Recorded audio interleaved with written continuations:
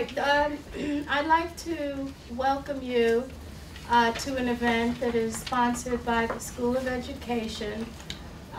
We are very, very honored to offer a training for students and teachers in the surrounding area that's focused on the Holocaust. It's called Echoes and Reflections.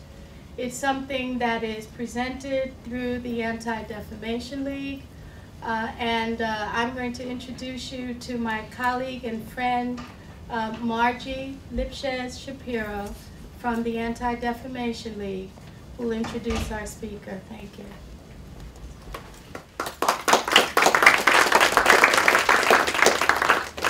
I'm about to introduce a treasure.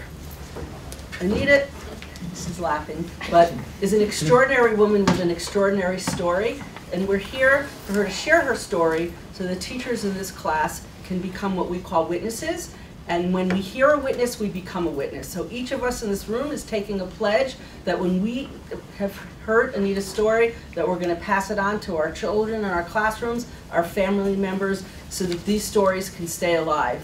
And I've asked very quickly one of the teachers who's heard Anita before to say just a couple of words, and then Anita's going to tell us her story. I had Anita 5 years ago in my classroom at North Haven Middle School.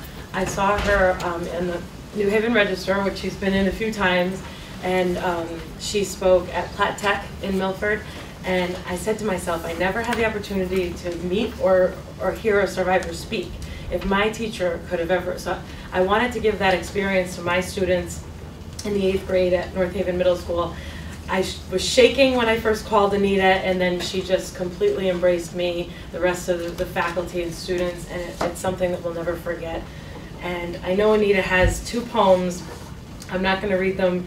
She has a poem.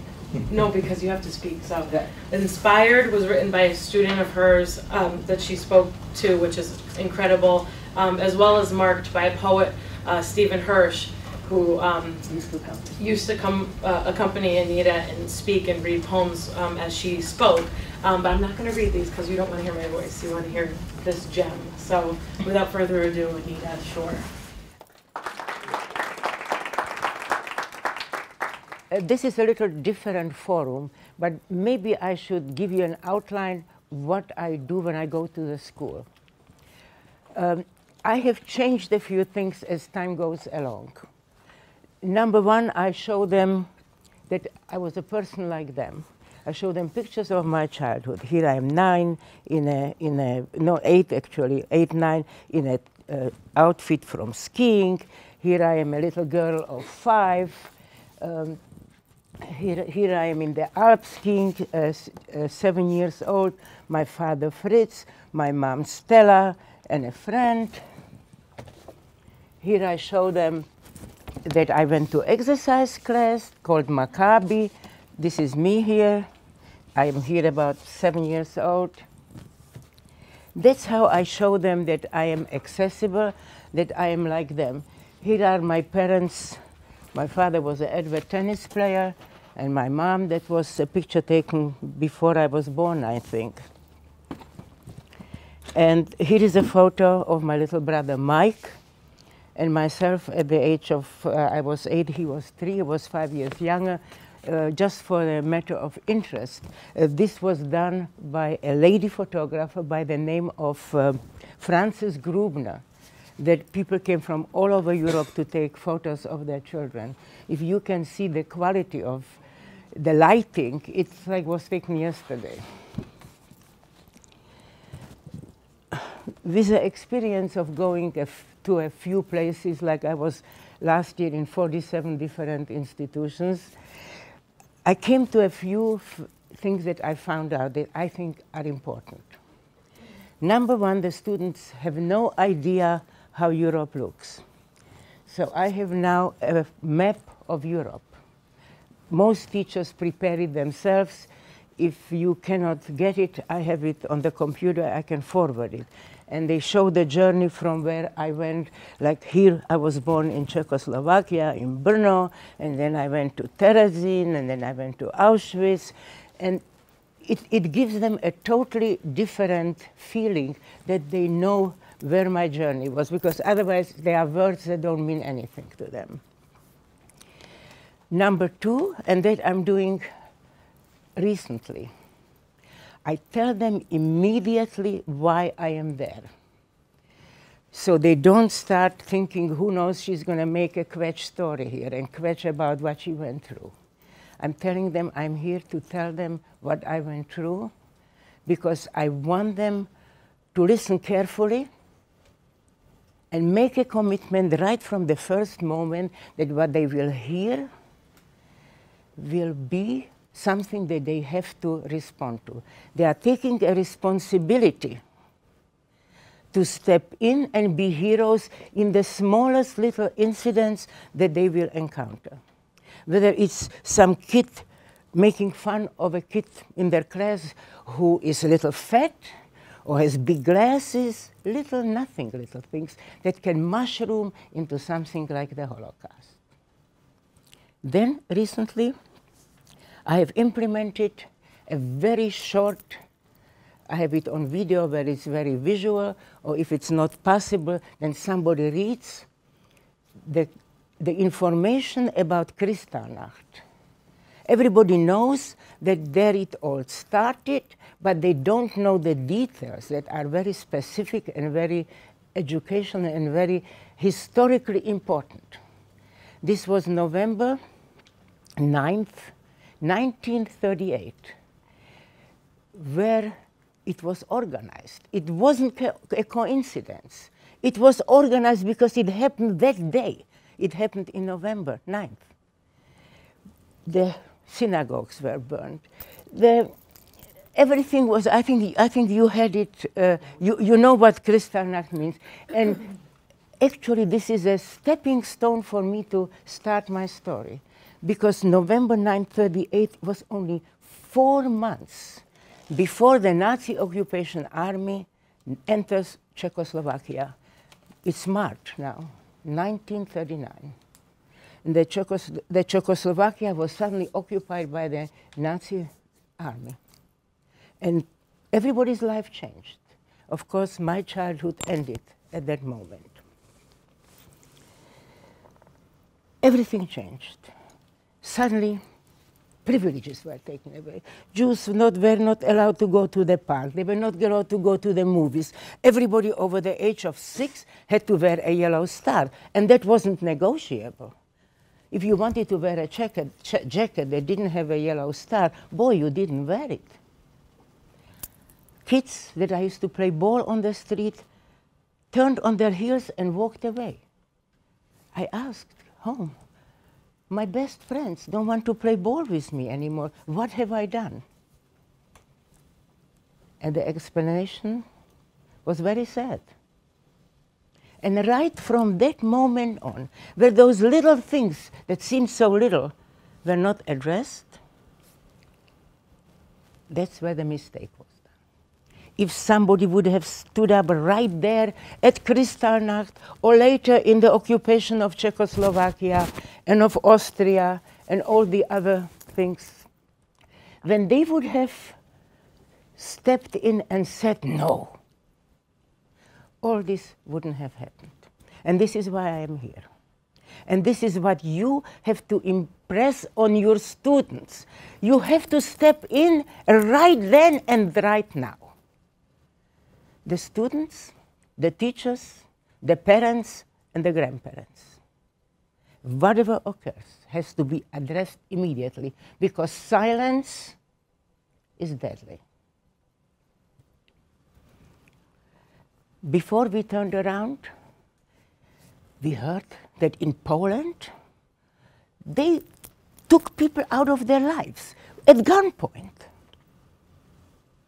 They put them onto trucks, and the trucks were driven into the forests, and they were told to dig big trenches, and they were made stand in front of those trenches.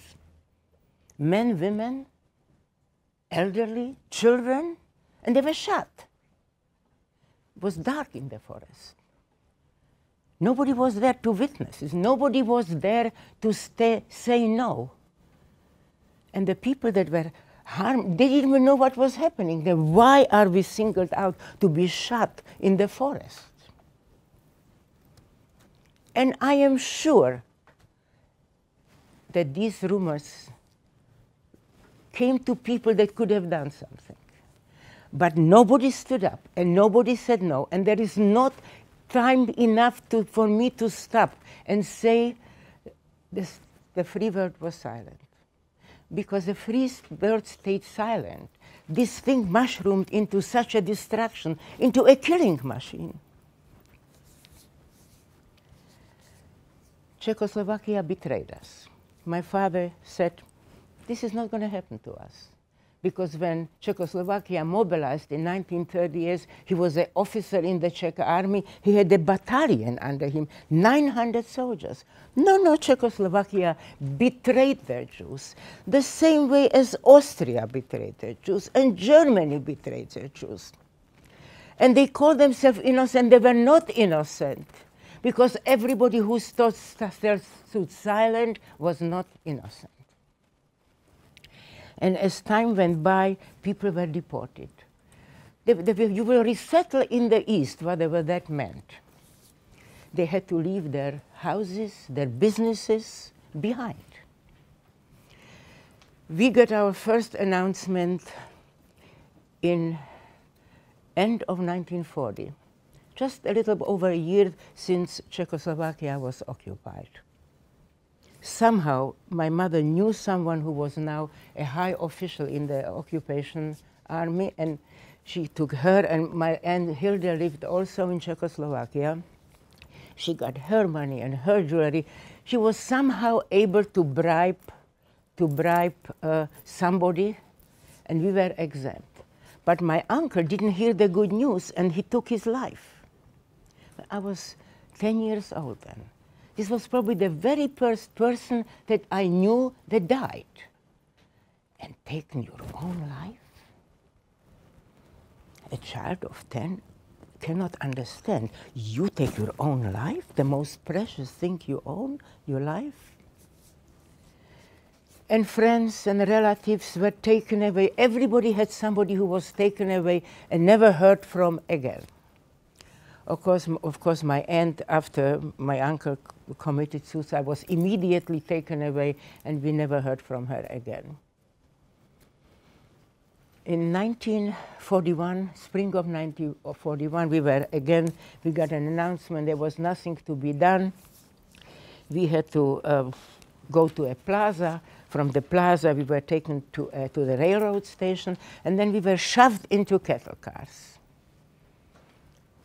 50, 60, as many as they could push in. Of course, all the transition throughout the whole happening were at night, because at night you are more anxious, at night you are more fearful, and there is less of a chance that you will fight back.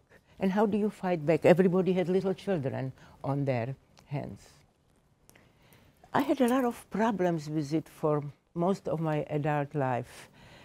I was sort of angry or maybe ashamed of my father that he did not do something. It wasn't only him. They said it was impossible to even conceive that something like this can be done, and that was a momentum that really helped that killing machine to implement those things. When we arrived in Terezin, that was still in Czechoslovakia, we were herded into a corridor. We were told to put our overnight bags that so carefully packed.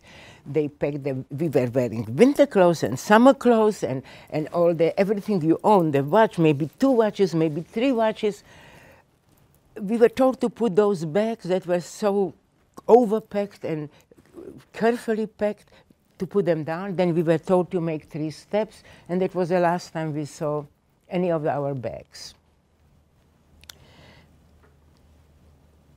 We were taken to another room. Wasn't even a room, was outside, I think. And we were given utensils.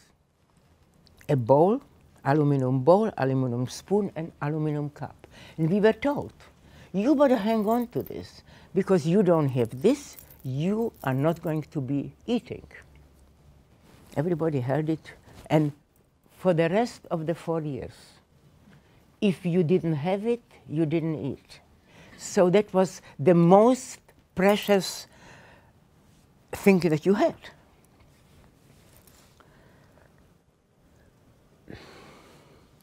We were herded into barracks and pushed into shelves. You couldn't even call it bunk beds. 6 on the bottom, 6 in the middle, 6 on top. Strangers. Strangers. Men and women were separated.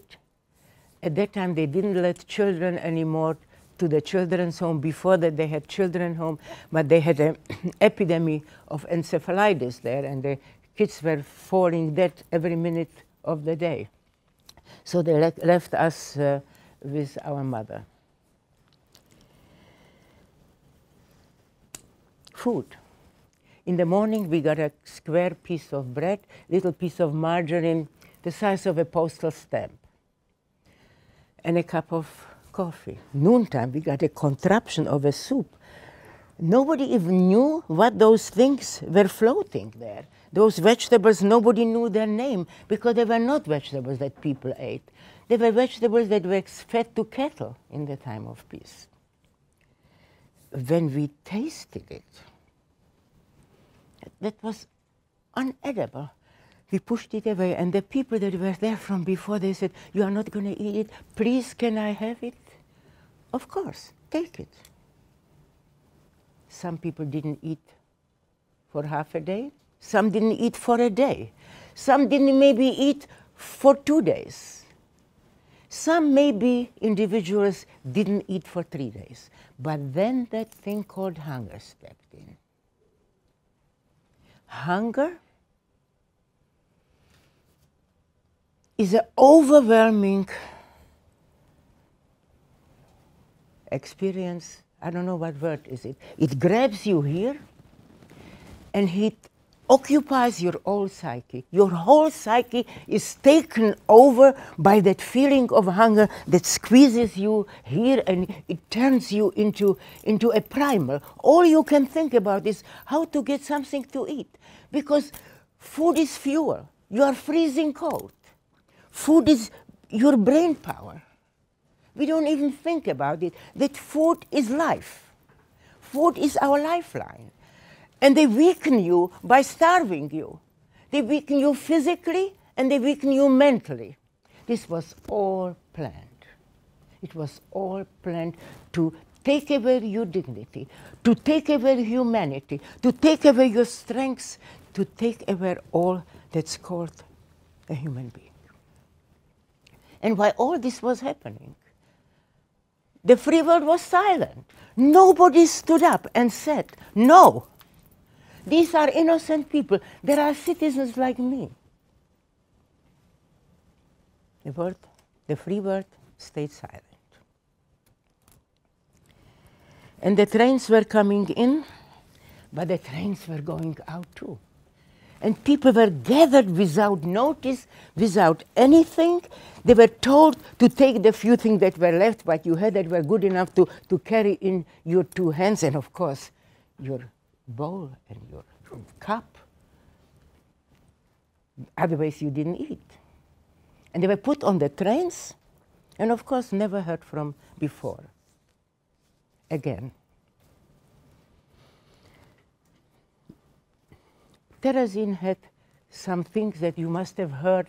They had an opera, children's opera called Brundibar. They showed it when the Red Cross came, how wonderful Hitler is to the Jews. Look, he has opera. Of course, they had musicians, the finest musicians from all over Europe, because the Jewish people were very fine musicians. Actually, the Jewish people were instrumental and involved in all the stuff in Europe, whether it was medicine, science, sports, everything. They were integrated into the highest point in all these countries. They were now in Terezin. Sure, they had a wonderful orchestra. And when the Red Cross came, well, Look, they're having a great time. They never bothered to look behind the screen because nobody had the guts to say no.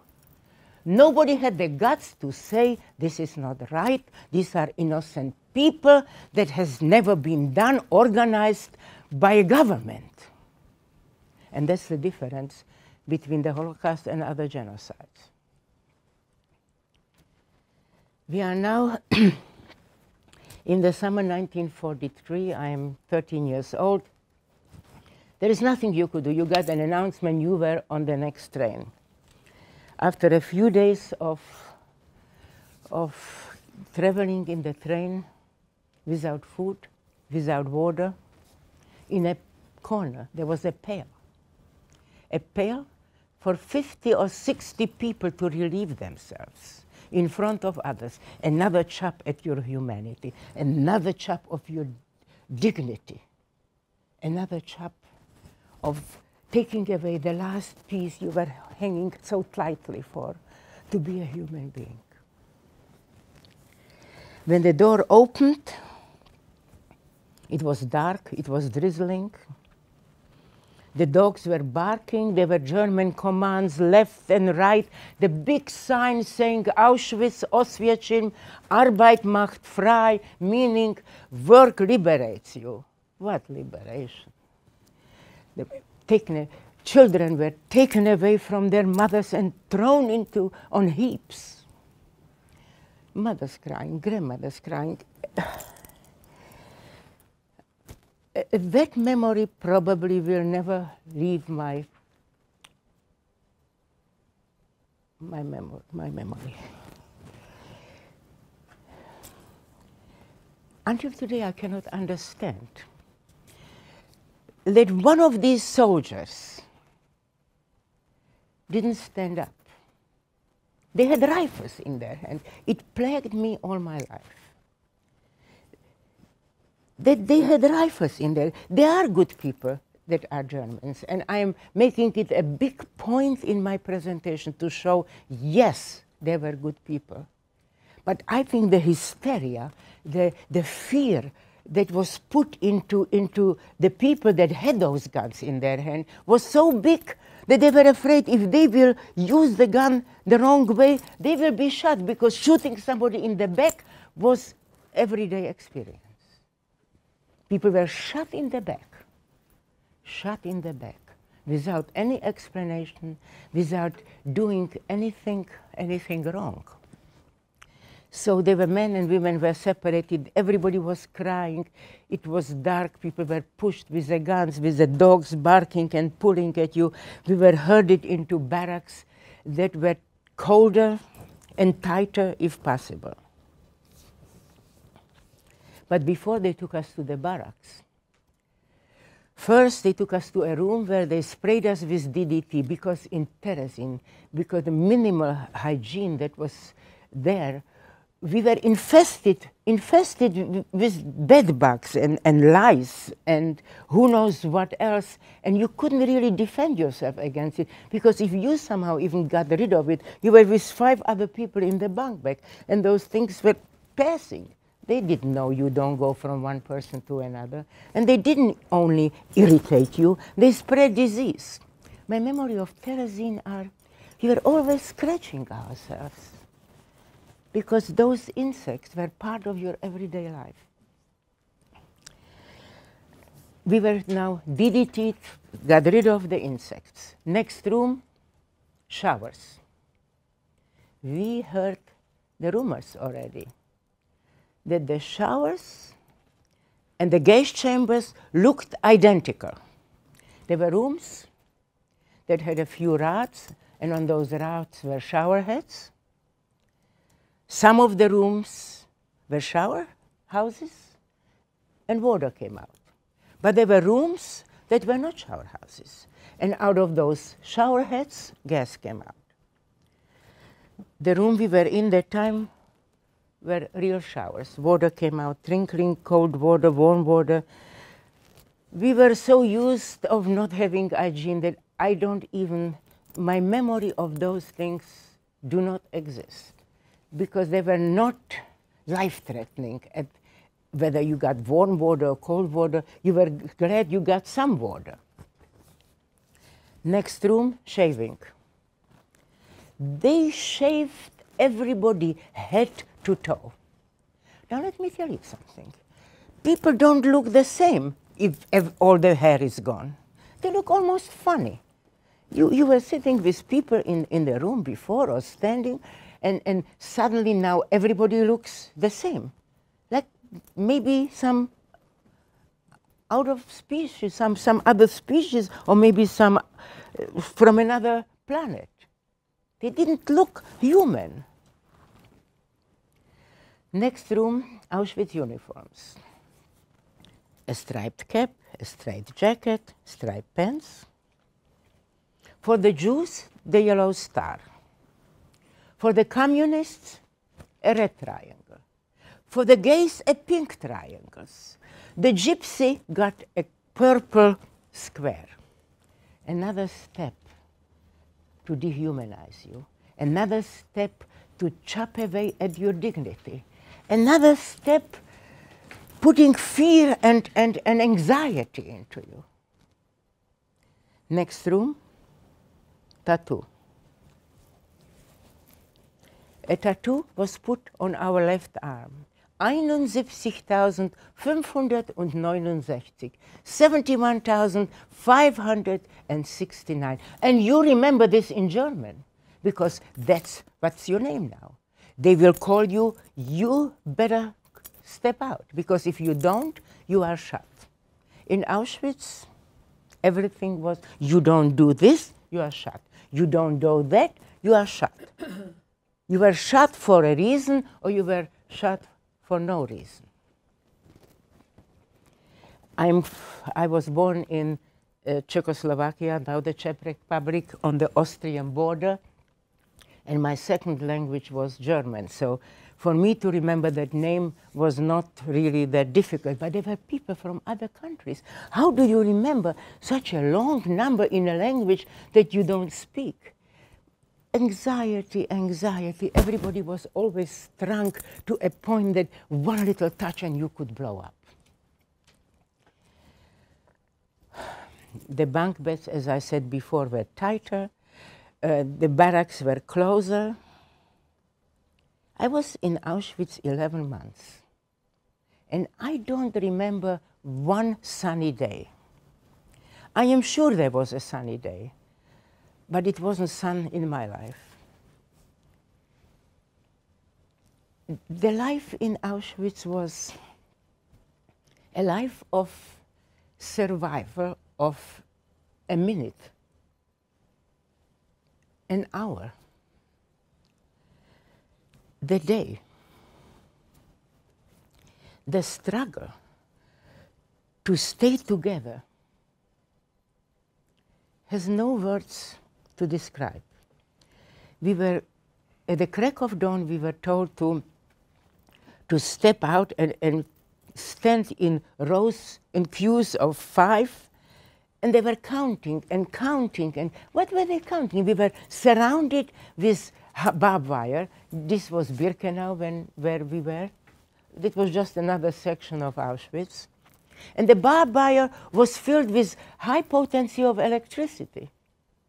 There was nowhere to escape, and they were counting and counting, and they saw people falling down into the mud, and they were kicked around by fellow men.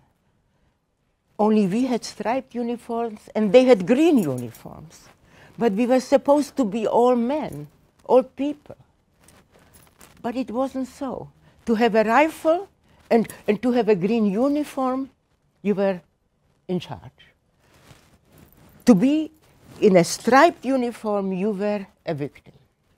A victim without the power of being able to defend yourself. And while all this was happening, where that killing machine was at full speed, the free world was silent. We didn't understand. Then, of course, United States was already in the war. We were in the war from the end of 1941. And we said, they must know about Auschwitz. Why aren't they coming here and bombing all this? Because there were trains that were coming in. And they did not DDT them. They did not wash them. They took them to rooms that were not shower heads there to shower. They were the shower heads that had gas in it. And they gassed these innocent people that they didn't even know where they were. And then their bodies were thrown into ovens, and they were burned. And all we could see was mountains of black smoke rising to the sky.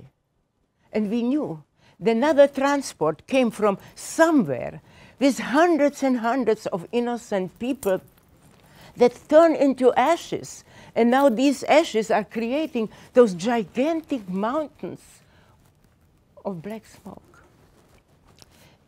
And all of our feelings and hearts were broken piece by piece. And our dignity was depleted minute by minute. The survival was a question of, as I said before, to stand and endure for another minute, another hour, another day. A kid asked me a couple of years ago in a middle school, what does it take to survive? And it came to my mind just now as I was talking about the survival. I said, I was never asked like this straightforward. Let me think for a moment. And I came with hope and perseverance. And looking back at it, this is what it took. Hope without borders. Hope that kept you going, and perseverance that you took strong. You stood there strong. You said, no, I am not going to go. I'm going to wait. Maybe somewhere, someone will stand up and say no. But the free world was silent. The free world stayed silent. 11 months in Auschwitz. It is now the summer of 1944. I am short of 14 years old. My father waved to us from Birkenau for men, also surrounded by barbed wire. There was a sign that healthy men between the ages of 18 and 50 should sign up. They will go to slave labor to Germany. My father was an athlete, as you could see. He was still in good shape. I remember him waving to us, and that was the last time I saw my dad. A few days later, the same announcement came for women. My mother pushed me. She said, go, Anita. Tell them you are 18. You are strong. Go, tell. And she pushed me. And I turned and I said, come with me. And she said, I can't. Your little brother is only 9 years old. If I leave him, he will forget his name, and we will never find him. And she turned away, took my little brother, and walked away. And I'm looking back there, seeing my mother holding my little brother, walking away from me, and me in my warped mind, selfish little moment, I thought my mother didn't love me. She chose my brother, and she walked away with him. I didn't know then that she saved my life, because I found out later that the elderly, the sick, the mothers and the children were taken to the gas chambers. And probably the next mountain we saw had the ashes of my mom and my little brother. They made us walk about a mile from Birkenau to the main part of Auschwitz, where Dr. Mengele stood, always perfectly groomed, with a white shirt, a black necktie, with the polished boots, standing in the most nonchalant way, having all these emaciated women. There were about 5,000 of us, walk in front of him, and he was looking us over, and he said, left or right, meaning life or death.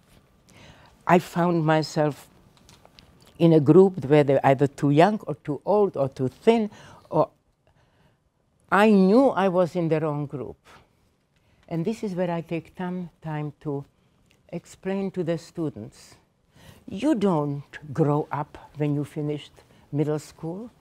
You don't grow up when you finish high school or college. You grow up the moment you have to take consequences for your own deeds.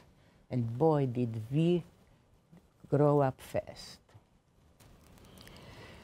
I knew I was in the wrong spot. I didn't know what to do. I knew I was doomed. Everything in my head was working, what to do, and my body like revolted. I needed to do something, and I got such a stomachache. I thought, my intestines are going to fly out. I had some crazy moment of idea. I saw a latrine. I did something that I don't know how, because it was crazy. I ran for the latrine. They didn't see me. Here I was in the latrine, and I said, I'm not going back there. I'm dead if I go there. I couldn't go where the women were that were selected, but I could go once more in front of Dr. Mengele. This time, I walked in strong. I put my hand up so he doesn't see that I'm not developed, because I was in concentration camp now from the age of 11 to 13 with the malnutrition and the conditions. My development totally stopped. I looked like a little boy, of course. I slipped through the next time. Again, we got washed, we got DDT'd, and we were now dressed they were dressing us in regular civilian clothes. But before that, they made medical examinations, because indeed the plan was that 5,000 of us, women, not me women, but women, we will go and work slave labor in Germany.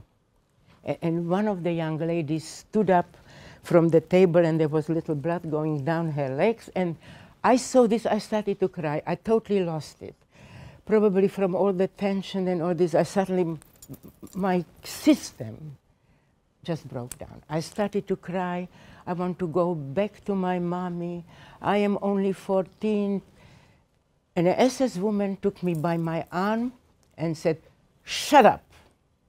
And she asked me my name, and my German was real good. She said, oh, you speak German beautifully. She took me by my arm and pushed me into a room and sat me down in a chair, and she said, would you like some cocoa? Cocoa? I got cocoa. She talked to me some more, and she said, now listen, stop crying. I will arrange it so that you don't have to go through the medical examination. You are indeed going to Germany. Don't cry. Don't say that you are 14. You are better off just to get out of Auschwitz. Somehow she calmed me down. She had a moment of humanity, because she was an SS woman. And I make it a very important point when I speak to the students.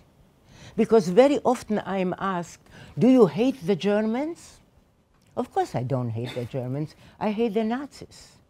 It is very important that we should teach the young people that you have a choice. You don't have a choice where you are born, but you have a choice how you live your life.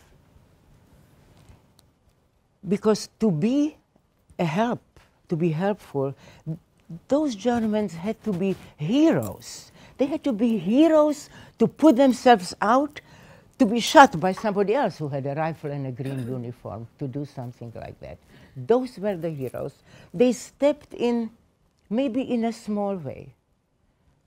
That was resistant. There was resistance in the German army also, in smaller ways and in larger ways. our outfits were now, as I said, civilian clothes. We had to exchange sleeves. Like I had a black jacket and somebody had a red jacket. Now my outfit was black, my left arm was red, and the other way. On the back we got a red stripe with waterproof paint, so from far away they could see that we are not normal people. Again the cattle cars, again no food, no water. From Auschwitz we went to Hamburg. If there would be a map of Europe, you would know that it was a long trip. When we arrived in Hamburg, we were taken to storage houses. And a lot of the commerce in Hamburg was done on the water because it's a port city. We were in storage houses that half of them were on the ground and the other half was water. So the ships could come underneath and they could be loaded right there from the dry. It was so wet, so cold. The rats were the size of dogs, so big, because we were so afraid of those rats that we slept under the mattress. And the bombing at that time in Hamburg was 5 times a day. The Allies were bombing 5 times a day, 3 times during the day and twice at night. And we were always the first one that were taken to the sites. It was still burning, there was still fire, there were still ashes.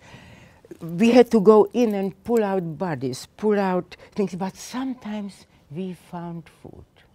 We were ready to risk our life, to put your hand into a burning rubble just to take out some food, because that thing called hunger that I described before was with us all the time. We never had enough to satisfy that thing called hunger. So you were just had enough to put into your stomach to be able to stand, to exist. Never enough to feel satisfied.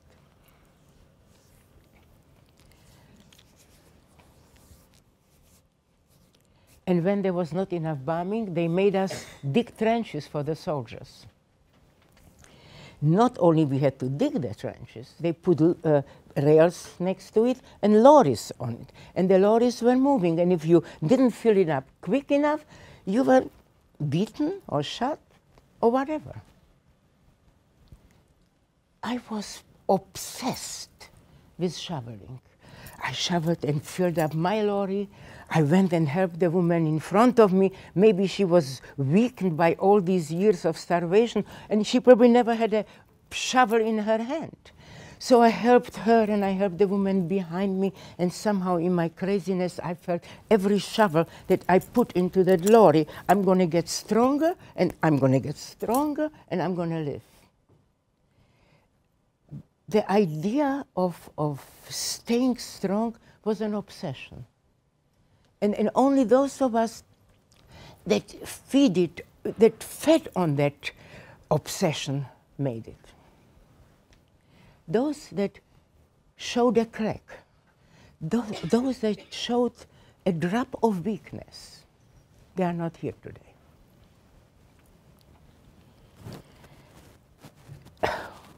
As I said, the Allies were bombing. We were taken to sites. There was one day we were taken to a refinery to clean up in a refinery, which is horrible. Those gigantic stuff of oil, they spill. We were walking around in oil until our bosoms to clean up, and then another alarm came. And when it was time, we were allowed to go to the forest. When it was no time or no room or no whatever, we were just left where we were that time. We were able to go to the forest. But the Allies made a mistake. Instead of the refinery, they bombed the forest. To be in a bombing itself, they tell you if you hear it, it already is too late. It happened already. So you can't run away. The next thing you see is a gigantic crater is created, and everything in the surrounding is pulled up into the air. The earth, the trees, the people, the boulders, anything that was on the ground is now suspended in the air, and then it falls down. I was covered with earth. I had started to have difficulties of breathing. Then suddenly I felt a pain in my leg, and 2 seconds later, I'm out breathing. A German soldier tripped over my leg and pulled me out. And here I take the time out to explain to the students. There was a SS army, and all the SS army were volunteers. I tell them, when you look at television and you see the uniforms with the 2 SS there, those are all volunteers. But there was another army called the Wehrmacht, in a free translation that would be watchmen, where those were drafted soldiers. Germany was at war. There was a draft. The German people, whether they wanted or didn't want, they had to, if you don't answer a draft, you are a deserter. So this whole group, where we were the 5,000 women, was run by 8 SS women and about a dozen soldiers from the Wehrmacht. This soldier that tripped over my leg was from the Wehrmacht. And he asked me, so what is your name? And I'm saying, Anita. And he said, so how old are you? And I said, I'm 14. No, I'm 18. He said, relax. And we talked back and forth. And then he suddenly puts his hand behind his back. I said, oh, he's going to shoot me now. And he comes out with a hand, and there is a package in his hand. He opens it up, and there is a sandwich. He breaks it to half and gives me half. And I look at him. I don't know what to think. He said, eat it. When he sees how I am gobbling it down, there was shine in his eyes. Maybe he remembered his kid, or maybe his brother's kid, or just a neighbor's kid. But there was feeling. There was feeling. And he said to me, look for me. I will try to give you half of my sandwich whenever I can. And indeed he did. And I suppose he was definitely instrumental in keeping me a little stronger. Then he asked me when my birthday was, and excuse me.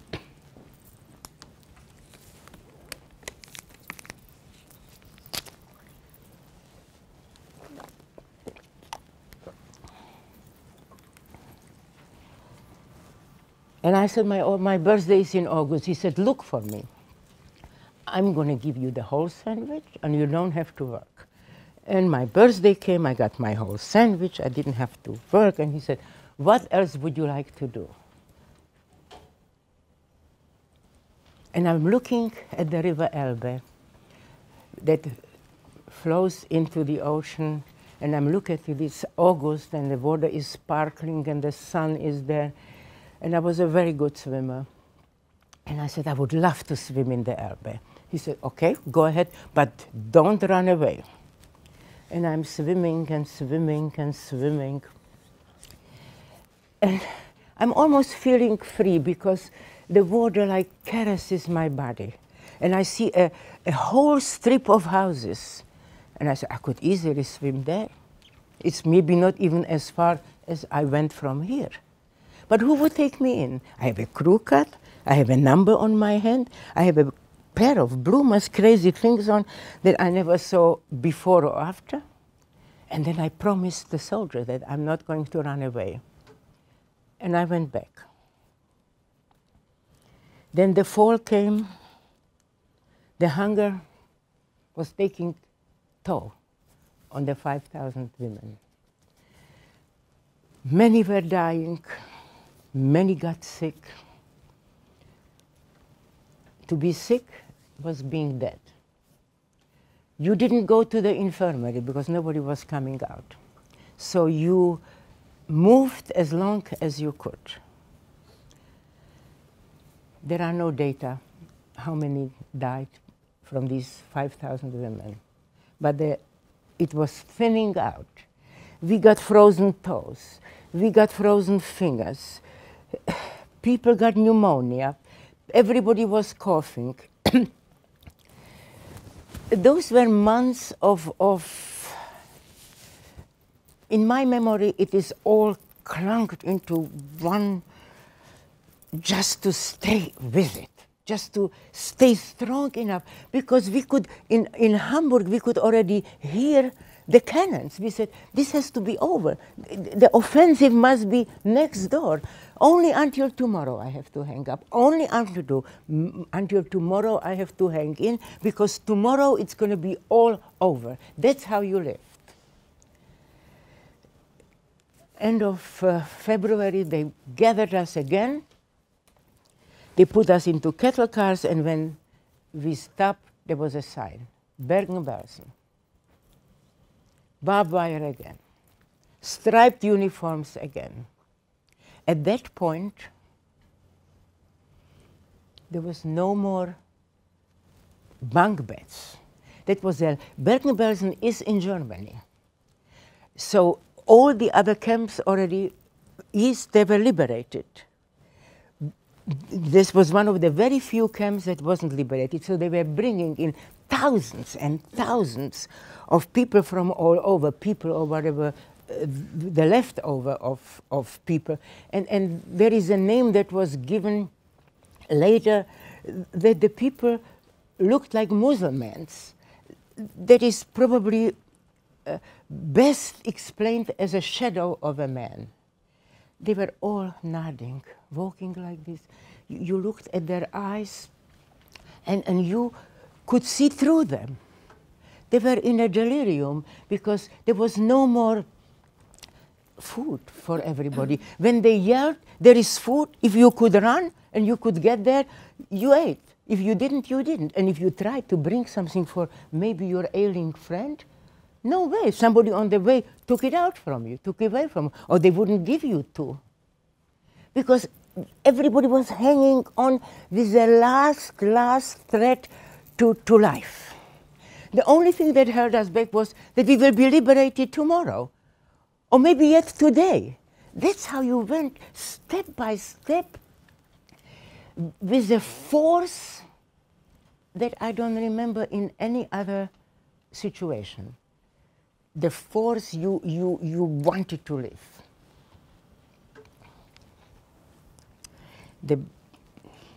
The dead were laying all over because nobody had the strength to move them out of the way. I know it sounds awful, and I do not mention this in middle school.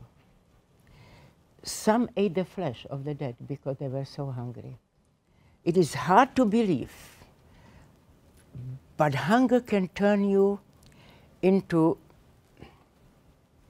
an animal. I would call it a primer, because we want to survive. It is very difficult to understand, especially after we all had a good meal. There you really didn't know. The only thing that made you the cannons. We were feeling, every moment you felt that maybe in a minute. April 14, the Germans are gone. They disappeared. And a brigade of young British soldiers walks in with a smile on their faces, and as they come closer, their faces change. The happy faces of liberation changed into grimaces. They couldn't believe what they saw. They saw destruction of humankind. Nobody looked there like they were once human beings. That's how on the edge of survival we all were. There are no data of how many people died after liberation, but the numbers were astronomical. They took us to military hospitals, and we had to stay there 6 weeks to be in a quarantine to make sure that we don't take out some disease. How many died? Again, no data. But I knew I made it. I knew I made it, and I said, I made it, and there's nothing wrong with me, and I'm going to be on the first truck out of Hanover. That was in Hanover. That's a city next to Bergen-Belsen.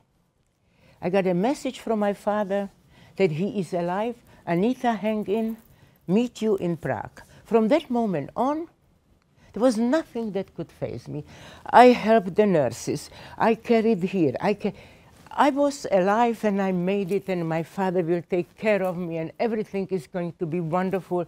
And indeed, I was on the very first truck going to out of the Hanover hospital, and it was now May, end of May, and the Autobahn, the highway, was lined with cherry trees, and all the cherry trees were in bloom, and the aroma and the look of the blossoms. I knew I made it. I knew I was free, and to me, until today, when I see the blossom of cherry trees, I get a smile, because I think that was the first time I really realized that I made it. I come to the JCC or whatever it was in Prague, and the names are on the ceiling, on the floor, on the walls. Everybody else was looking for someone. Did you meet this? Did you see this?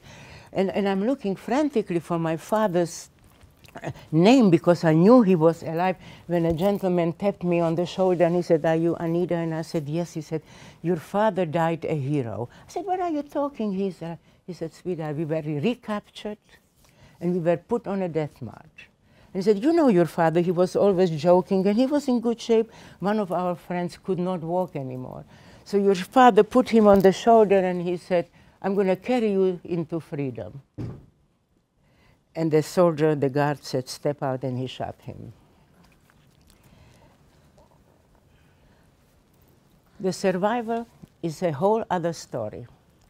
And the other story should be actually looked at. But Czechoslovakia betrayed me. I couldn't get back to school.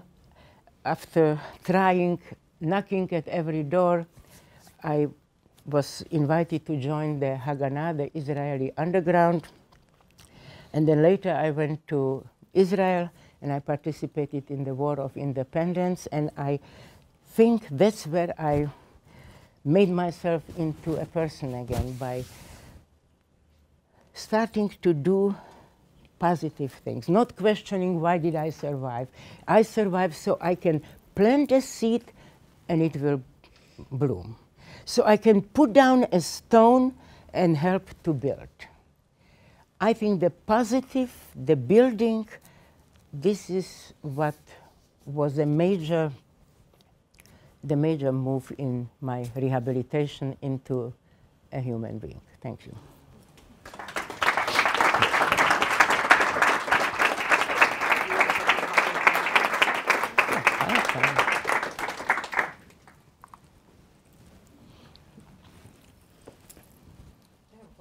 Yes. You said when they came, they saw the orchestra. I guess it was a Jewish orchestra, and they were singing, and were they fed? What, they looked healthy? They were just starving for 6 months or so. They looked, you know. They look better than other people. Better than other people? Well, maybe. You know, it takes time for you to really, like in Auschwitz, they couldn't have had the Red Cross come in. If somebody, the Red Cross came to Auschwitz, there was no question. So were they still treated poorly, or were they treated better? Better. It wasn't as horrifying. It was a ghetto. You moved freely there. Okay. How did other Jewish people view them then? Were they viewed differently? Were they resented? No, those which were in the orchestra, you know, I really don't. I don't think so. I was a kid and I wasn't really. I don't remember. That's a good. No, because they played beautiful music, and everybody liked to listen to beautiful music. First, thank you, Anita, for sharing your story. It was terrific to hear. Having lived through such a traumatic experience, how long did it take for you to be able to talk about it so openly and so vividly? Was there a time where you really couldn't? I have not. all of us didn't speak about it, not because we didn't want to. We were so fragile that just opening this much could have made us all fall apart. And we were also, we didn't know words in any language how to describe what we went through. There are no words. Until today, I cannot find the words. And we wanted to be like everybody else. We were so anxious just to be like, to blend in. Of course, that was impossible. Me personally, it is now the anniversary of the museum in Washington, 20 years. I was there the first month that it opened. My friend said, you got to take us, you got to take us. And after reading and watching every audio and every video and confirming everything that was written to my friends and my husband, I finally, I lost my train of thoughts. One moment.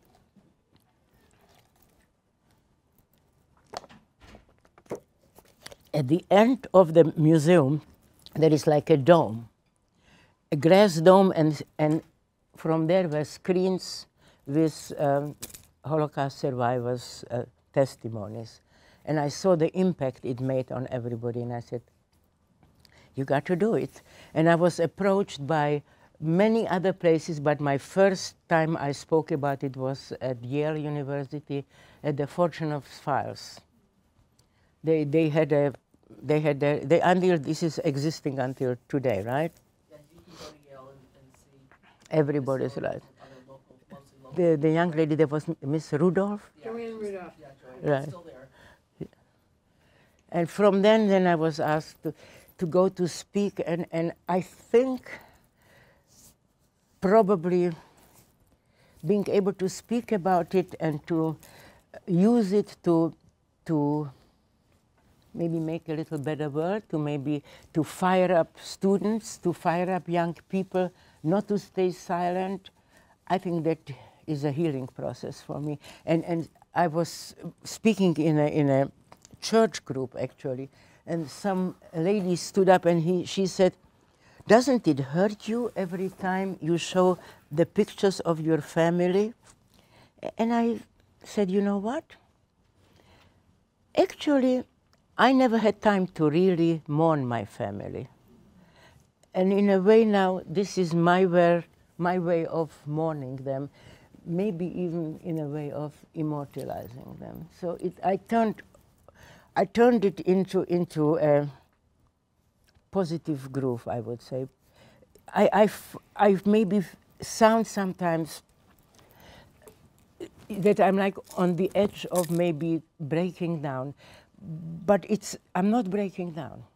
I'm just overwhelmed with a passion I have to instill, especially the young people, with a fire to stand up and say no.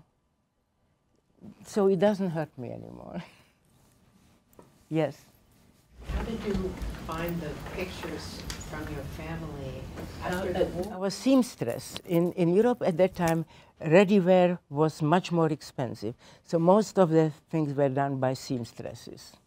But those were tiny little pictures, and my friend made such an incredible job in enlarging them. The period that you talked about with regards to the other question, where up until you went to the memorial and you realized that you needed to speak, that period, was everything blocked for you? Was it something you visited in your own place in your own time, or was it something you never let yourself think about? Or I didn't consciously let myself into it, but I know I had nightmares until I think I was probably in my late 40s. Then finally, they didn't haunt me. From the beginning, I just wanted to be. I know I didn't want to wear. I didn't wear short sleeves. I didn't want people asking. I just didn't want to go there. I wanted to be like everybody else. You know what, now that I'm thinking about it as you are asking, and I thought about it before, I think we didn't have the right recognition in the world. When I came to Israel, I was 18, okay? Israel was a brand new country. They didn't say, sweetheart, Anita, what can we do for you? They said, Anita, what can you do for us? Oh, I can do anything. I can move mountains. I'm a survivor. But Israel had no time for the survivors. They came in big flasks, broken people. Some of them, many of them were able to rebuild themselves. Some of them just disappeared, those you don't hear from. But I think when Elie Wiesel got his Nobel Prize, this was a big moment for us. We were suddenly not survivors, we were survivors. Big difference.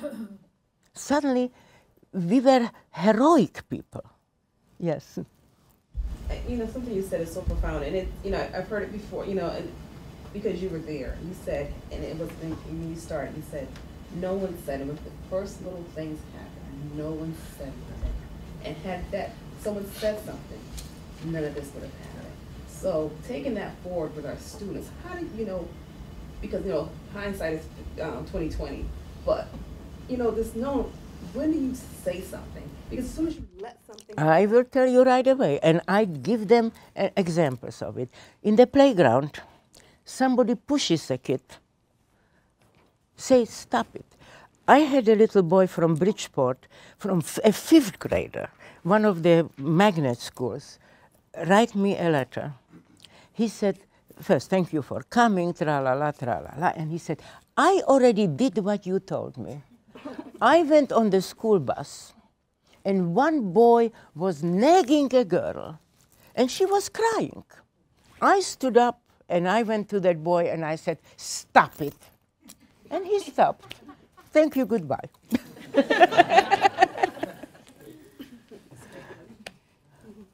This is the answer. You have to tell the kids the right thing to do, and they will do it.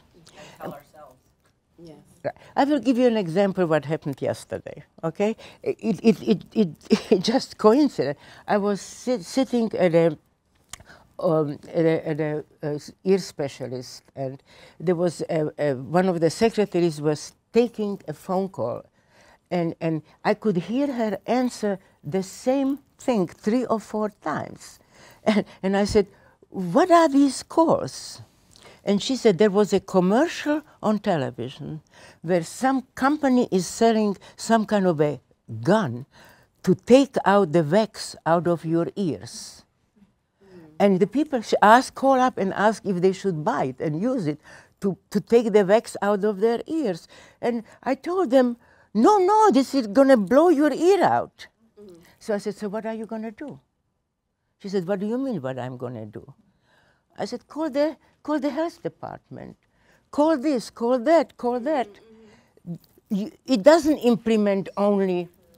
Yes. I didn't realize how embedded in me is not to stay silent. Well, I think I'm going to say that. Yesterday at 4 o'clock, we were talking, and I said, oh, what if it snows? She said, oh, I drive in that snow, even though she hasn't arrived. She said, the teachers aren't going to come because what's a little snow? Because we need to be here. And I said, I need to be unstoppable. You heard me say that word about the Japanese teacher? You know, Anita, I think every time I talk to you, we see you, I visit you at your house, I come back and I say, I need to be unstoppable like you. You know, that most of us get stopped by lots of things every single day, annoying little things. And when I hear you talk about what it took to say, I'm going to live, I think that's part of what we need to tell the students who are dealing with lots of obstacles in their life. And you know what, in schools where maybe the kids don't come from an affluent background, and maybe they have issues, they don't give the support and the love home that they would need, and they feel desperate, they feel they cannot make it. To them, I'm another example. Oh, if she can make that, I surely can make this. And they whisper it into my ears. when they come at the end of a presentation and they hug me and they whisper into my ears that I have changed the way of thinking.